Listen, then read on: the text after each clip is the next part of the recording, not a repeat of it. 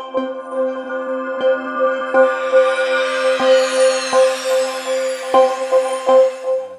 It's by Professor Dina Katabi. She's an associate professor at MIT, where she completed her PhD also. Her work focuses on wireless networks, network security, routing, and distributed resource management. She has award-winning papers in ACM SIGCOMM and USNIC's NSDI, and she has a number of prizes. I will try to give a couple of them. She has won the Faculty Research Innovation Fellowship in 2011, the IEEE William R. Bennett Prize in 2009, a Sloan Fellowship in 2006, well, and some others. She's going to talk about mobile video that doesn't glitch or stall. As you can see, this is a different approach to how we can use mobile networks. And I think it's going to give a nice twist to close this summit. So go ahead.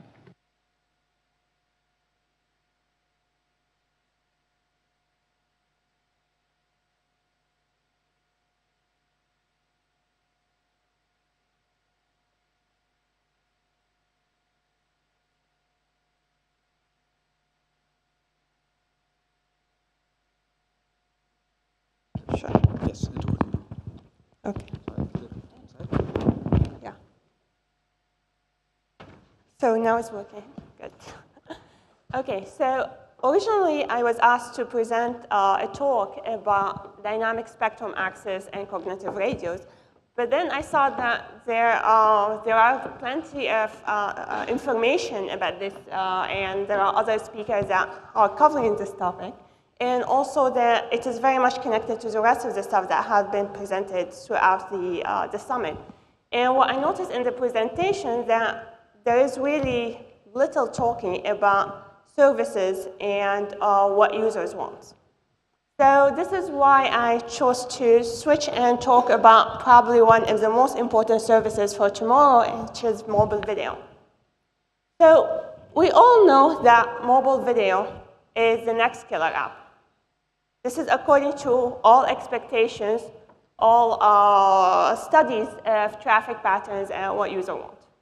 So we are all very much excited about getting all TV programs on our handheld devices, getting live broadcasts of sports events and concerts anytime, anywhere. And all of these applications we do very much want, but we also know from our own experience that mobile video suffers from glitches and stalls. So how are we going to achieve this future with mobile video everywhere and the service being very satisfactory to the user? Let's try first to understand why mobile video today glitches and stalls. So mobility introduces unpredictable variations in the channel quality. So if this is your transmitter and this is your receiver, and you try to look at the channel quality over time, then you will see that the channel has so many ups and downs. Like the SNR goes up and down by sometimes over 30 dBs over a very short time scale. In fact, even if I just move my hand like this, the SNR changes dramatically. But wireless video cannot deal with channel variations. Whether you are talking wireless video over LTE or WiMAX or even Wi-Fi, these channel variations really kill your wireless video. This problem technically is known as the performance cliff. So if you plot video quality as a function of channel quality, you're going to see a cliff graph like this one. So basically, this cliff graph means that there is a particular channel quality that the video is really tweaked for. If the channel improves beyond that quality, your video does not improve. And if the channel goes down, the SNR is below that quality, your video is unwatchable, just completely garbage. And I'm sure you have heard if like we can use error correcting codes, we can add redundancy, we can do a variety of things, we can change the modulation on the channel. Yeah, we can do all of that. And all that it gives you is a different cliff points. So for example, this is mobile video with different code rate and different modulation with state-of-the-art video codec, H.264. And I plotted for you a variety of cliff graphs that you can get with different code rates, different modulations. These modulations are over OFDM. Okay, so you can pick which graph of these, which cliff points you want to live on, but it is always a cliff performance. Now, ideally, you want this performance. Ideally, you want a video that degrades smoothly with changes in your channel and always achieves the best possible performance for that channel. If you can get such smooth video performance, then there will be no cliff, and therefore there will be no glitches and no stalls. Because if you think of it, glitches happen when you fall off the cliff and come back, and stalls happen when you fall off the cliff and you don't come back for a while. While if you have this smooth degradation, there will be no glitches, no stalls in your video. So before I can tell you how we can approach this ideal performance, let me tell you first why the current video has glitches and stalls. Why the current video has suffered a performance cliff. So today's wireless video has two components. The video codec, which compresses the video, and the channel code, which protects the video as you transmit it over erroneous wireless channel. Now, the problem is that both compression and error protection codes transfer or transform real number pixel luminance into sequences of bits. But these sequences of bits destroy the numerical properties of the original pixel luminance. So for example, take two sequences of bits, like 1110 and 1111, which differ from each other just by one bit flip. They might refer to completely different pixel luminance, like something like 5 and 149. So when you get a small error like bit flip, the error can get amplified inside the video. Now, this example does not capture how bad the performance amplification or the error amplification is, because actually, all video codecs use something called entropy coding or Huffman coding. And in this style of code, it's a variable length code. So if you get one bit error, the receiver does not know the boundaries between the code words. So the errors can percolate all over the place. So today, you have a video performance such that if the receiver can correct all the bits, so it has no errors at all after decoding, you get perfect video. You get a video that looks like it was at the transmitter. However, if there is one residual error after decoding at the receiver, even one residual bit error, it can get amplified and create arbitrary errors in your video at the receiver, which is a cliff effect. So this is why today's performance of video, of mobile video in particular, is not that satisfactory. Now, today we see this cliff effect, we see the blue screen of death, we see these batches and stalls, but at some point in time, there was a video that didn't have this cliff effect. It had smooth degradation. Do you guys remember those old days? Like, do you guys remember? Do you know what kind of video I'm talking about? Analog TV, yeah. Analog TV, exactly. So analog TV is bad, and I'm not saying that we should go back to analog TV. We are really happy to get back this white spaces, and we don't want to go back to analog TV. So no analog TV. But analog TV is bad because it doesn't do compression, but it got one thing that analog TV got right, which is that it did not have a cliff effect. So the question is, can we learn from analog TV this one good thing, which is the smooth degradation and no cliff effect, while at the same time maintaining all the good things about digital TV, which is its efficiency and compression? So let's look at analog TV.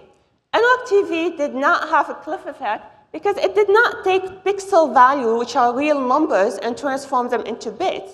Really, it took these pixel luminance, which are real numbers, and then scaled them up or down and transmitted them as signal samples, or as signal. Okay?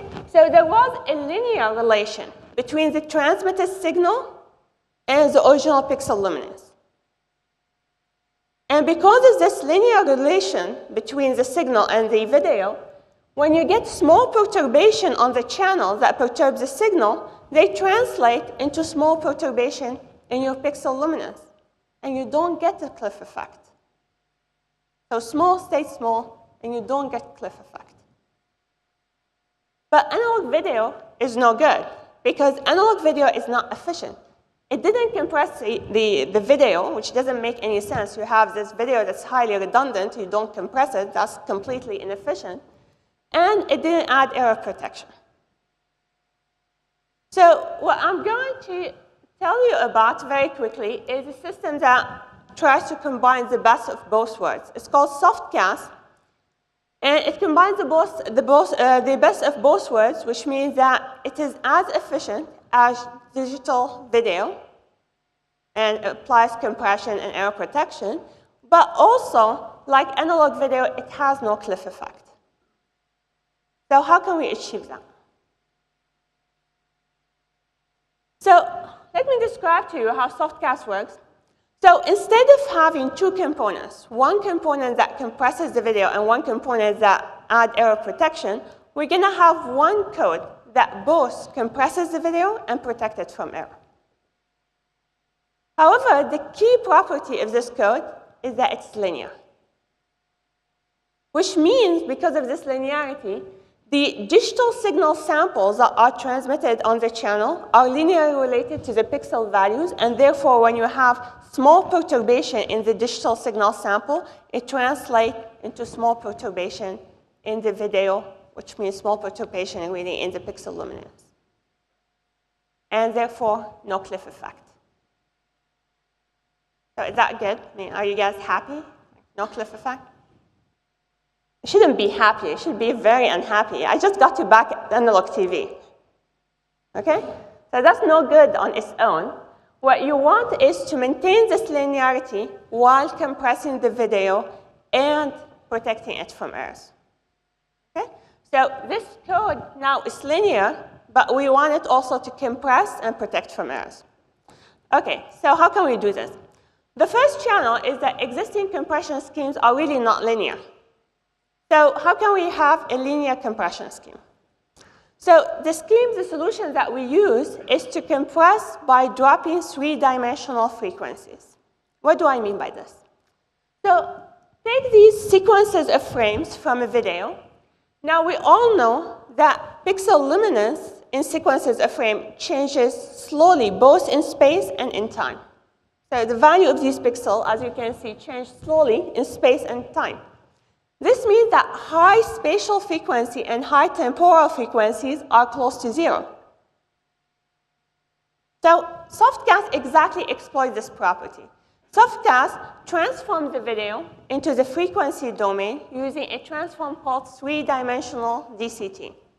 Now, for people who don't know what DCT is, just think of it as FFT. So it's three-dimensional FFT. So effectively, if you take these 4 frames and you apply to them 3D DCT, you get actually these 4 frames. And the gray level here in the frames reflects the magnitude of the frequency. So when you see this like huge black region, this refers to frequencies that are zeros. They have zero value. They have no energy. They have no information. So as you can see, there are so many frequencies that have no information. So you can easily compress by dropping all the zero frequencies and transmitting only the non-zero frequencies. And this would be lossless compression, because any frequency that has 0 energy has no information.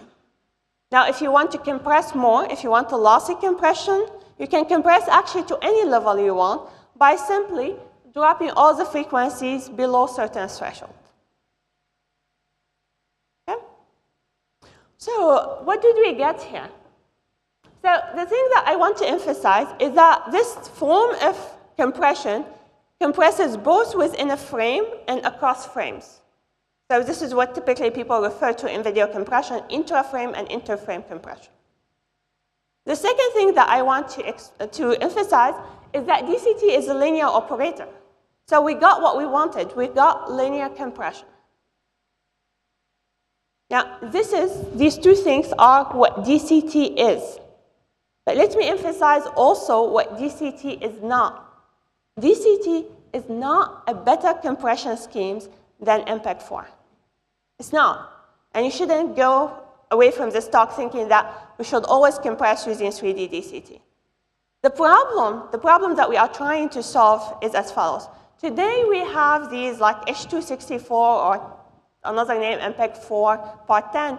Basically, we have this very good compression scheme and very good video codecs. They compress, they're really good. They compress your video, removing all redundancy in it. They're really good.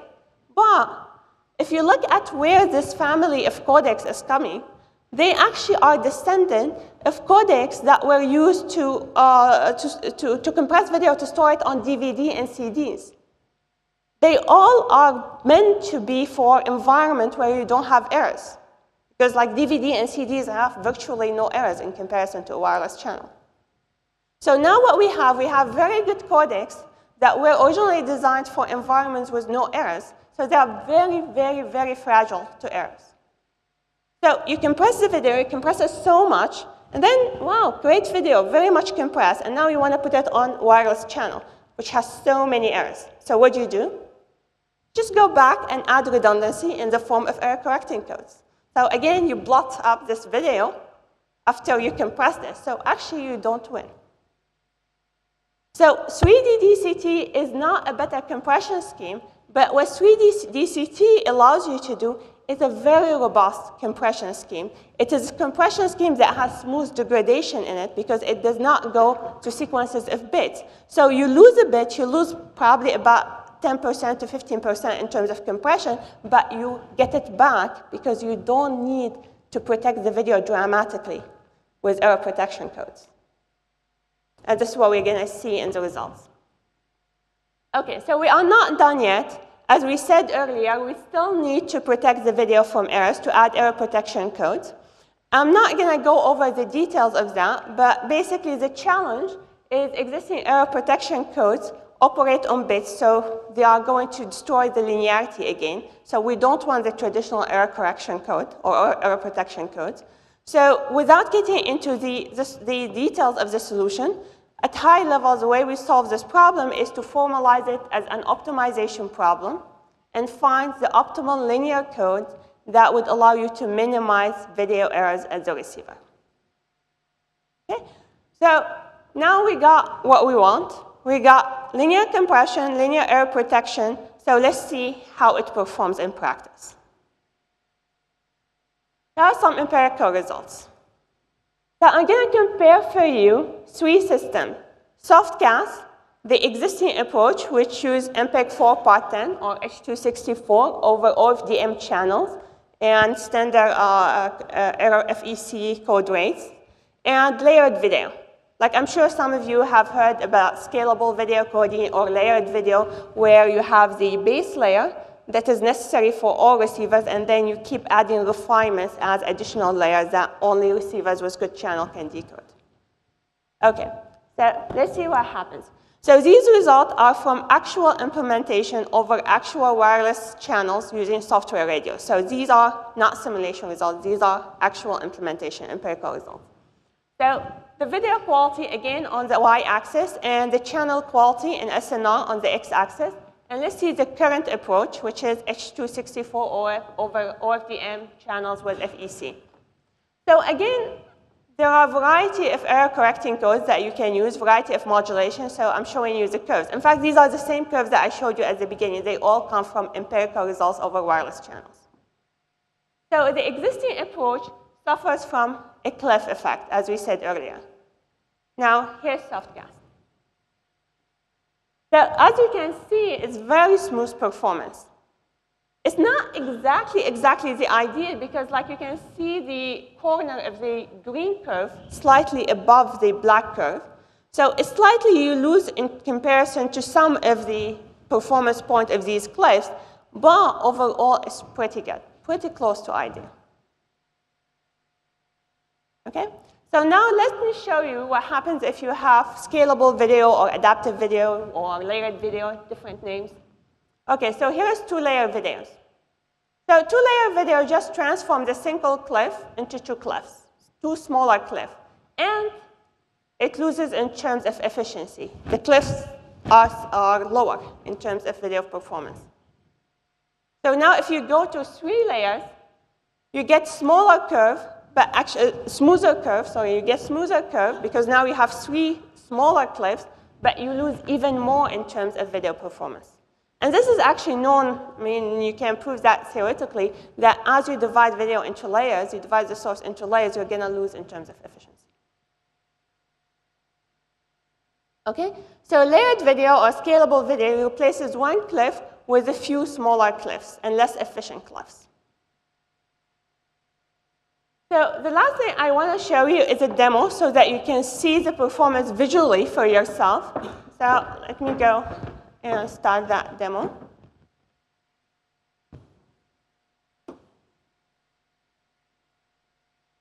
So in this demo that you should see, okay, great. Okay, so in this demo, what's going to happen is that we have a receiver. We have the tower. The tower is the transmitter of the video, and the receiver is the cell phone. And the cell phone is going to move away from the transmitter. And you're going to see 2 examples of video performance. The guy on my left, I guess, this is right. So this guy is MPEG 4x10 H.264, and this other guy is the new scheme softcast. Okay, so let me start the demo, and you can see it for yourself.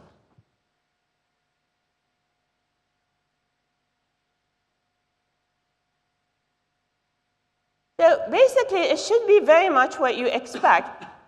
When the channel were good, when the channel was good, both schemes are equally good. Now, at some point, you get a glitch. Actually, let me show you the glitch.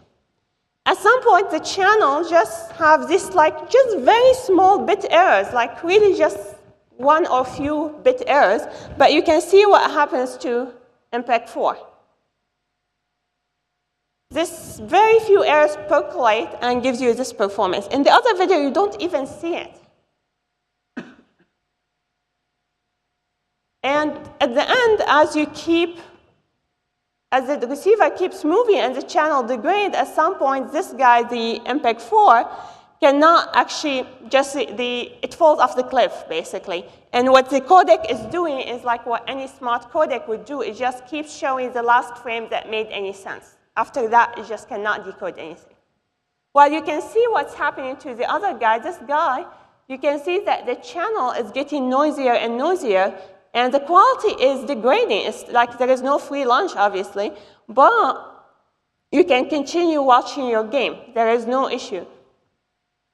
So as the channel gets worse, obviously the performance, the resource that you have, the SNR is lower, the resources that you have are worse, so you're going to see some degradation in your video, but the point is that it doesn't glitch, doesn't stall, continues to be the best for that channel quality. So with this, I'll finish my talk and take any questions.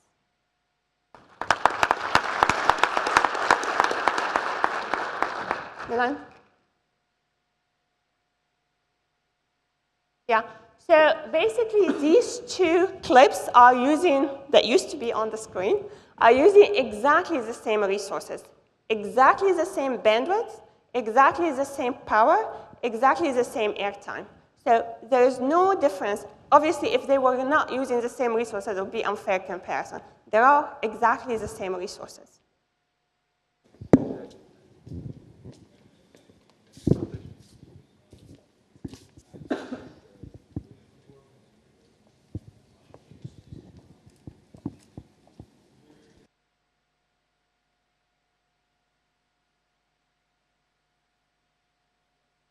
My sort of first thought is that the 3D DCT-based scheme that you described, right? It's a lossless compression. And even after discarding the zero coefficients in the transform, the compression that you're going to achieve is going to be somewhat inferior to the MPEG because MPEG does motion compensation and several other tweaks and optimizations, right? So the data rate of MPEG-1 is, or MPEG standards is going to be better than... So no, this is exactly what I was trying to explain.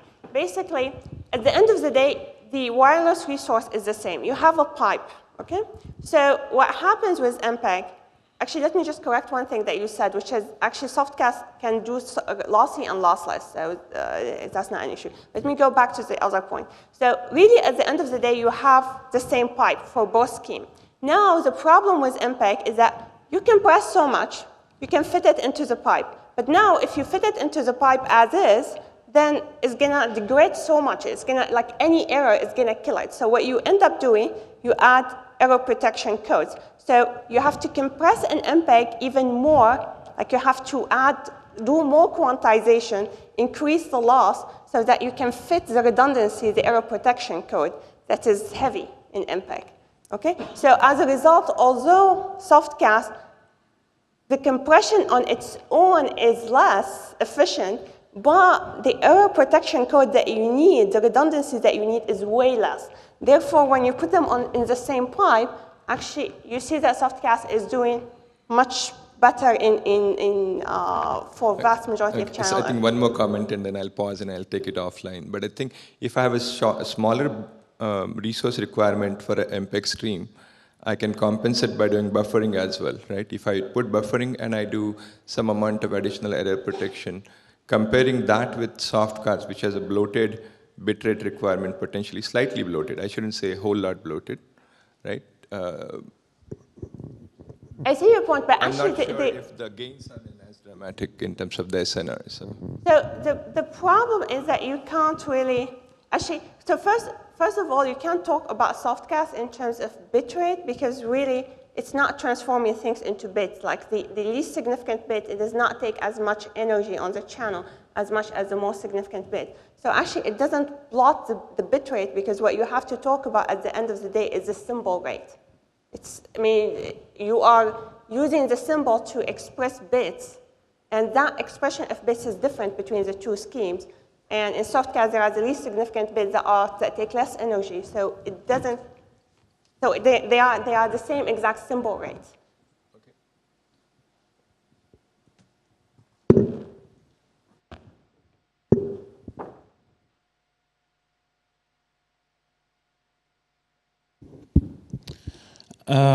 One question related to the use of this kind of codec on IP network and, let's say, DRM compliant video. Because if you ensure security on this, is it still efficient on the channel, for example, as a... Yeah, so there are two questions here that are kind of different in nature. Let me answer the security question first. So you can provide security with this scheme, no problem. Basically, the way you provide security is that there is this linear coding matrix. You can permute it in a random way, or you can have a seed for creating another security encoding on top of it that is linear. And you can provide security that nobody can decode unless they know the secret permutation or the secret seed. So that is not an issue. Now you ask another question that goes and touches again on Milan's question, which is, should I use this to transmit on an IP network? And the answer is no, not clear. And it's different. IP networks, the pipe in IP, the fiber actually is bit by nature. When you transmit something on the fiber, it's on-off key. It's like you are sending light or not sending light. So the channel is bit by bit in nature. The wireless channel is not like that. The wireless channel is I's and Q's. They are real numbers. So what we are doing today, we are taking a video that is real numbers, really. We are transforming it into bits, and then we are transforming back again to real numbers. And in this transformation, we are losing. We are destroying the numerical property. While if you take it and with this linear transform, you can keep the least significant bit in the video to be the least significant bit on the channel. And therefore, when the least significant bit, when the noise on the channel starts affecting the signal, it just transforms into noise in the least significant bit in the video, as opposed to blowing up to the most significant bit or to synchronization bits. Okay? But the wired channels don't have the same characteristic. The wired channels are bits in nature. They are very much similar to DVD and CDs. Those also are bits in nature. So in that environment, we have to transform into bits because this is the quality, this is the nature of the channel.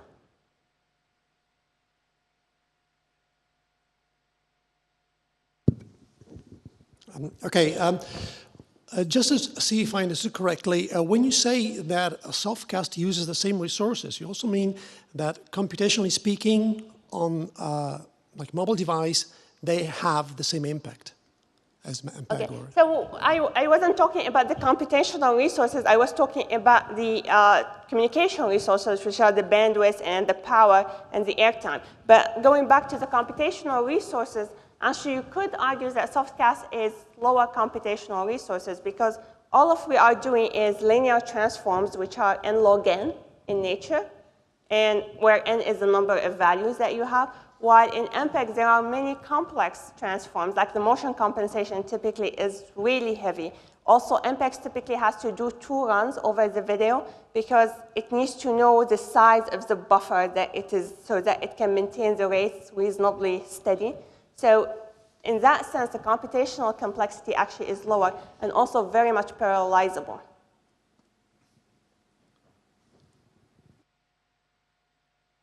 Hey, just a simple question about when you watch YouTube, you don't see these problems. So I would like to understand what are the practical effects of this kind of solution if you run it over an HTTP protocol and TCP, where you have retransmission, therefore this effect they vanish. What are the benefits that you would use this technology for YouTube with reliable transmission? So it's very hard to get. See, the problem with buffering video, particularly if you are not talking about just on-demand, long-term, like downloading the video and playing it. So actually, let me divide two things, and then in these 2 things we can divide into real-time and non-real-time. There is the wired video, like just I'm doing YouTube over or my static laptop that is connected to Wi-Fi, but nothing is moving. So to a large extent, this channel is static. So that environment is not a mobile environment. That environment is very restricted. There are these spikes that you have seen in the picture about channel quality don't happen if you just connect it to Wi-Fi to the access point. So that environment is not the environment that we are talking about. We are talking about an environment where you have actually mobile video with channel variations. Here is not about the channel, it's about the problems are in the protocol and the transmission. So if I lose a packet, I send it back, yes? Not the buffering, that's not the point. The point is that I have a reliable protocol underneath which is subject to errors, and I correct it and retransmit it. I don't have these effects. Yeah. So that's my question. Okay. What are the performance of your solution using a reliable protocol? So here's the issue. I think the question in itself lacks some additional information. So we are saying if everything is completely reliable, yeah, obviously if everything is completely reliable, you get perfect video, you're going to get the same video as the transmitter. The problem is that you have this wireless channel which doesn't have a constant width. It has a width that you don't control, you don't know a priori. So when I'm turning around the corner, the width might get narrower because you get deep fades or shadowing. And when I'm just in line of sight, the width gets wider, and when I tilt my hand, because the radio moves, also the width changes. So you have this channel that is changing on you all the time. The width is changing. Now you can say, okay, so I put a buffer and adapt to it. Is that right? So that buffer, the problem with that buffer, particularly for real-time video, is that you are doing adaptation at 2 levels. One of them is the rate adaptation, which is adapting your modulation and error correcting code. That's not a problem. That you can do reasonably fast. Okay? The other problem is adapting the video coding, because video is, you cannot adapt video codec very fast, because what happens to the video, it takes a GOP, and it tries to decide on how much quantization to put on that GOP so that it compresses the video. So once it makes that decision, that whole GOP went into the pipe. Now, if it turns out that the pipe actually is narrower than that GOP, you're going to lose packets. And then the next GOP is coming, and that GOP is for a different channel, and you don't know the width of the pipe. So if you have very, very long pipe, so if you have very long buffer, and all that you care about is let me download my video and watch it, then you are safe. If you are watching real-time video, particularly if you are watching games, what's going to happen is that the guy next to you is going to see the goal. You're not going to see it until after, let's say, a minute, which is not a satisfactory performance for the user. So one of the examples that I was talking to Cisco about is that you have these stadiums with like hundreds of thousands of people, and the game starts inside the stadium, and the guys outside in the line, there are probably still thousands of guys that are trying to get in. They want to watch what's happening inside the stadium on their tablets. Now, they are moving, they are entering, they are turning the corner, and they want to know what's happening inside. And in that case, you can't have 1 minute buffering. You really need real-time video. You need to deliver to these guys. You cannot just wait, and the channel is changing on you. Again, that pipe is changing all the time. You don't know it a priori. The video that I'm showing to you, the softcast, does not need any feedback from the receiver. It naturally is like you are having this encoding, and the receiver is just collecting the signal, and think of it like it's a bucket. The receiver collects the signal, collects the bits, collects the packets into this bucket. The more it collects, the better the quality of the video. There is no need for feedback. There is no need for ACK implosion or NAC implosion from all the receiver. The adaptation happens very, very smoothly.